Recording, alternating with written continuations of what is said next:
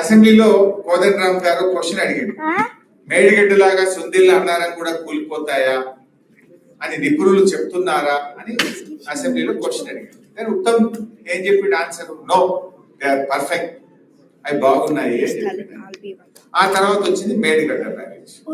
మేడిగడ్డలో 84 gates, 85 piers, పిల్లర్ల మధ్య ఉండేది gate. There are 7 blocks, 85 piers, 84 gates. So, ఈ 84 gates are intact. 85 piers లో 3 పియర్లు కుంగినాయి కంటే.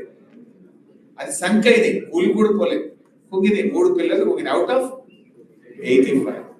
Out of 84 gates, 85 piers. 85 piers లో 3 piers కుంగినాయి. In block 7. NDSA report అంటే వాట్ NDSA said, మొత్తం ఆ block 7 out of 7 blocks 6 blocks are intact. Block 7 replace చేసి మళ్ళీ కట్టండి, you can operate the system అని NDSA చెప్పింది. వాడేమంటాడు, దానికి అది చేయకుండా 2 years నుంచి టైం వేస్ట్ చేసి మొత్తం కాళేశ్వరం